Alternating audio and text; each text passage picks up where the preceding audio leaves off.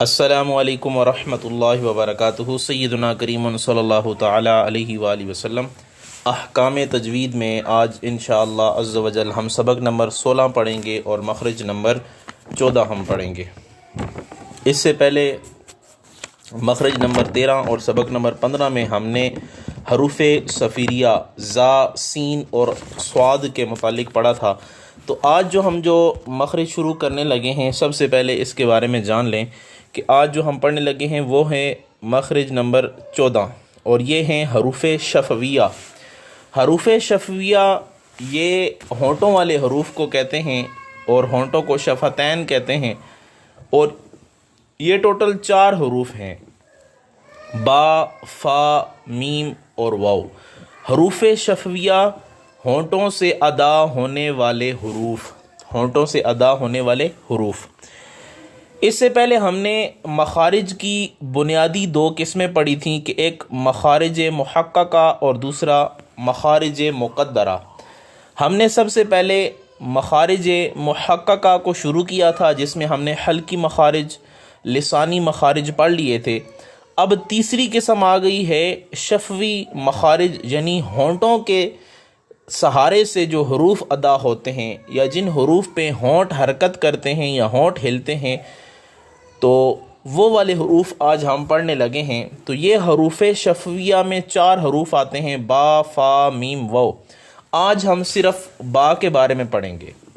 तो याद रखें, बा का कायदा ये है कि सामने वाले 2 ऊपर वाले जो दांत हैं जिनको सनाया उलिया कहते हैं, सनाया उलिया के किनारे जब नीचे वाले होंठ के अंदरूनी हिस्से से लगें, अंदरूनी हिस्से से मुराद ये है कि होंठ के 2 हिस्से हैं, एक जो बाहर होता है हमेशा खुश्क रहता है, एक थोड़ा सा अंदर होता है जो तर रहता है। ये जो तर होता है इसको अंदरूनी हिस्सा भी कहते हैं या तर हिस्सा भी कहते हैं। तो सनाया उलिया के किनारे जब नीचे वाले होंठों के तर हिस्से से लगेंगे तो वहाँ से फ़ा अदा होगा। मिसाल के तौर पर आप पढ़ें फ़ा या आप पढ़ें हमज़ा ज़बर फ़ा, अफ़। अब जब अफ़ करेंगे तो नीचे वाले होंठ का अंदरूनी हिस्सा यानी तर हिस्सा, वहाँ पे ऊपर वाले दांतों जो 2 दांत हैं सामने सनाया उलिया, उनके किनारे जो हैं वो लगेंगे। तो इसकी मखरज की पहचान आपको इस तरह हो जाएगी। तो आए अब इसकी मिसालों की तरफ चलते हैं। सबसे पहले फ़ा मुफरदात की मिसाल, फ़ा ज़बर फ़ा, फ़ा ज़ेर फ़ी, फ़ा पेश फ़ू, फ़ा फ़ी फ़ू।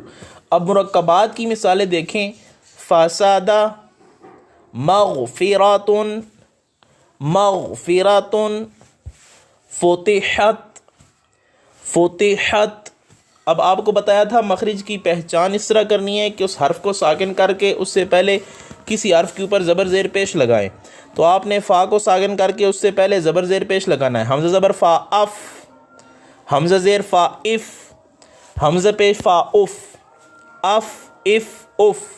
इसी तरह यफ़अलु, मिफ्ताहुन, मुफ़लिहून, मुफ़लिहूना। तो ये थी फ़ा की मिसालें और ये सबक नंबर 16 का पहला हिस्सा समझ लें या हरूफ शफ़विया का पहला हिस्सा समझ लें। तो आज एक हिस्सा हमने पढ़ लिया है और बाकी बा तो हमने पढ़ लिया। फ़ा, मीम, वाव को जो है वो हम अगली क्लास में पढ़ेंगे इंशाअल्लाह अज़्ज़ वजल।